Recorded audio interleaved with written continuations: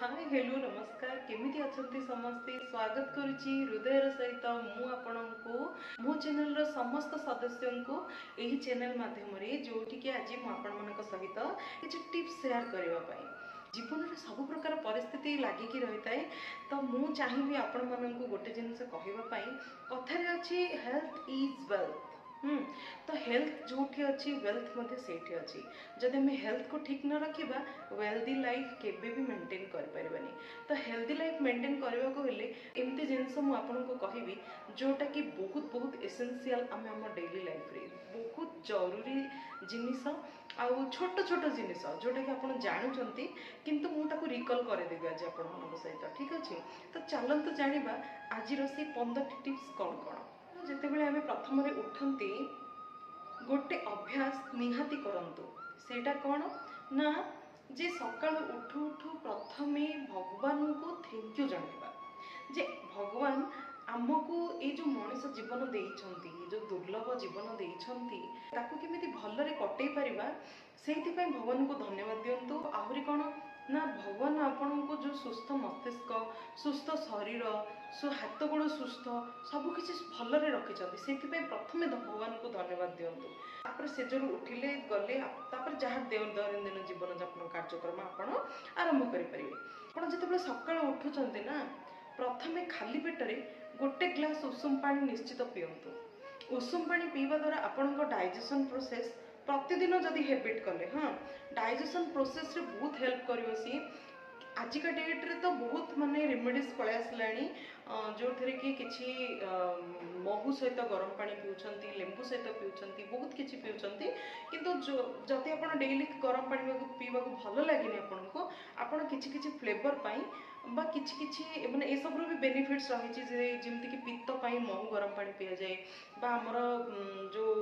लेंबू गरम पानी health weight loss पाई पिया जाए किंतु मु कहबी फिट रहबा पाई ना सब बेले आमे उषुम पानी रो जो रेमेडीज जहाँ जहाँ सब भिन्न भिन्न प्रकार रे ए सब को ट्राई करंतु देखिबे बहुत बेनिफिट्स आपण पाइबे। नेक्स्ट उठिला परे गरम पानी पीवा सारिबा परे दिन मिनिमम हाफ किलोमीटर रु किलोमीटर जदि बेसी चली पार नांती मिनिमम आधा किलोमीटर आपण चलीबा पई अभ्यास करंतु। मिनिमम 500 स्टेप आमे चलीबा द्वारा हमर बॉडी रे ब्लड सर्कुलेशन भलो भाबे होई थाए। तो जदि आपण चाहूचंती केते जनकर अभ्यास अछि मु देखिछि इवन मोर भी अभ्यास थिला एटा बहुत खराब अभ्यास थिला जे मु जतल सकाळे उठुतिली मते गोटे कप चा निहाती दरकार पड़ुला। चा माने मु इमिति थिली एडिक्टेड चा सहित जे खाली चा माने कोन जे तार जो चा पत्ती जो वेराइटी आसे से सब को चा पत्ती इमते नथिबो जोटा कि मु ट्राई करेनी। तो मु भी माने बहुत चा एडिक्टेड थिली मु गोटे कहबो बोले टी लवर तो ताको मु परित्याग करि सारछि ऑलरेडी ताको मु छाड़ी सारछि। तो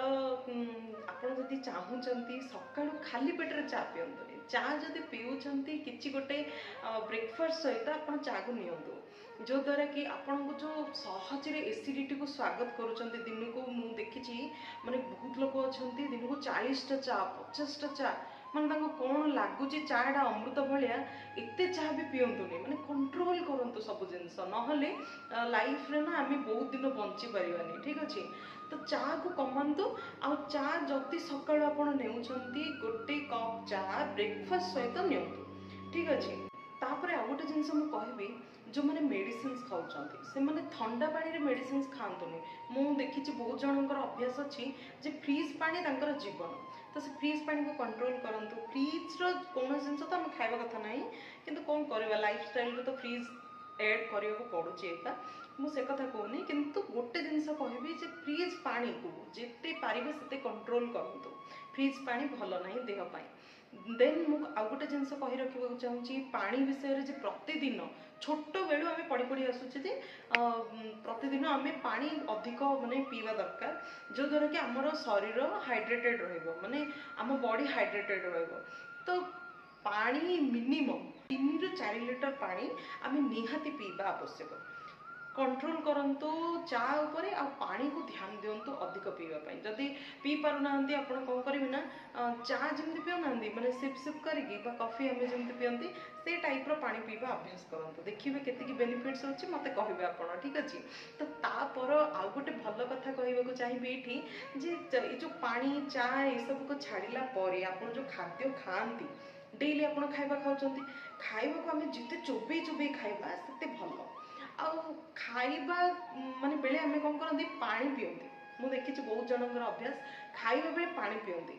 तो खाइबा बेले जो पानी पिउछंती सेटा कंट्रोल करंतु से जिनसटा गोटे बहुत बड़ खराब अभ्यास खाइबार घंटाटी पूर्व पानी पियंतु ना घंटाए पर पानी पियंतु किंतु खाइबा समय जमार भी पानी पियंतुनी जदि हाँ भात लगिला कि खाइबा किसी तंती रे लागिगला आपड़ से यूज करेंगे पानी किंतु ये जो गोटे ढोकर